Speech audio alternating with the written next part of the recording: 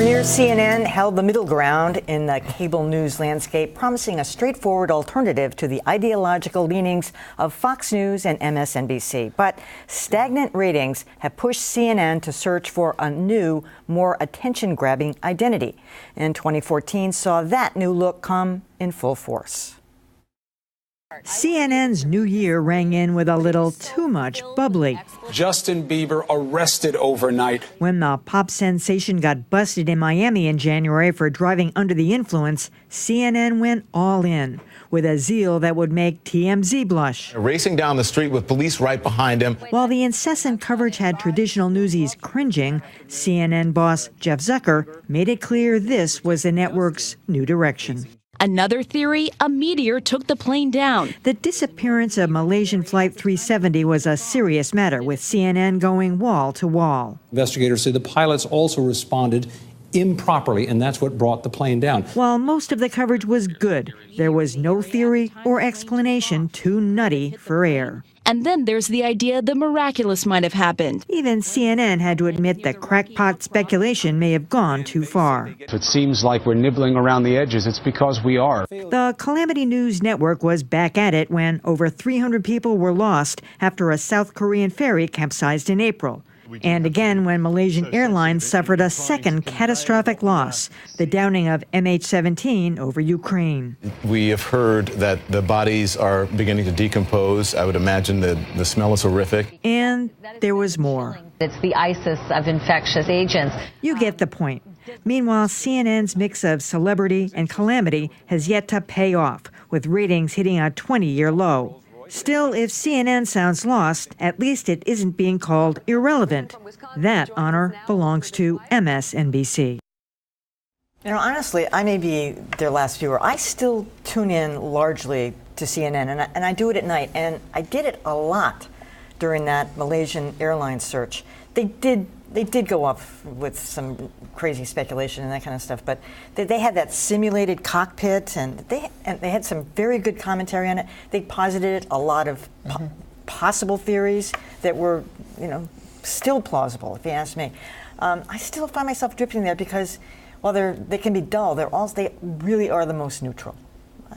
You're not the last viewer. I also watch CNN when I do watch cable TV news, mainly because I can't stand hyper-partisanship, and that's what you get on the other channels.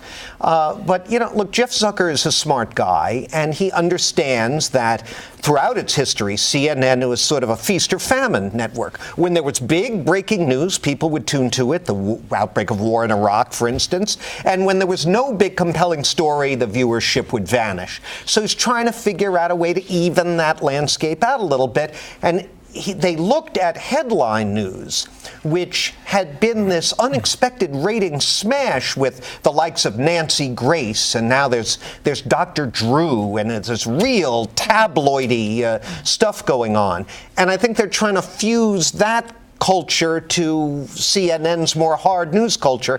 It's still a work in progress, but I don't see what other choice they have. There's a big... Oh, go ahead, Kevin. No, go ahead. I was just going to say there's one big asterisk here, which we should make sure to note, which is that when they were covering Ferguson and everything that unfolded after, in Ferguson over the course of this year, their ratings were actually really good. Yeah. At times, they were topping everybody else. So I think that the saturation coverage looks ridiculous when you're... It worked during Malaysian Airlines. Right. Yeah, when you've got stuff to talk about, it works, and it works pretty well. And I would just agree with John that, for years now, I've found MSNBC just totally unwatchable. Never been a Fox fan. And yeah, CNN's not perfect, but if you want something with the semblance of neutrality, they're it. But no one's watching.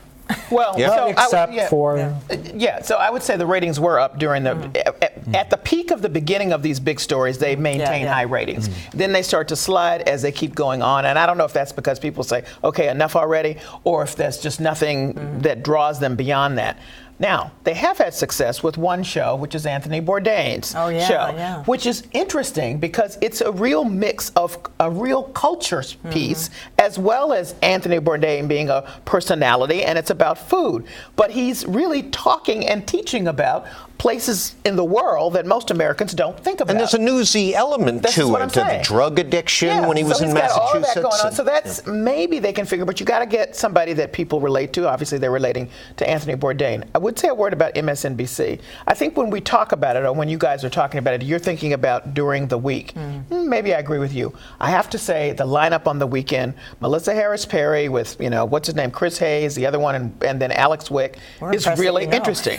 Because it's really interesting because I like to watch Melissa Harris Perry for a variety of voices that she brings in all the time. And when she screws up and says it right on camera. And then it's really interesting. Steve Kornacki, the pride of Groton, Mass, also does a good job on the weekends. It's more newsy. Exactly. So, and I think that comes down to my problem with cable news, which isn't partisanship versus neutrality, it's news versus talk shows. And to me, it's just MSNBC and Fox is just one talk show after another with very little news. So if you're going to go to CNN, I want news. And it seems that they've tried, I don't know what they're trying to do. If there's something big going on and I want to watch breaking news, I've actually found myself trying CBS News' internet channel instead of CNN.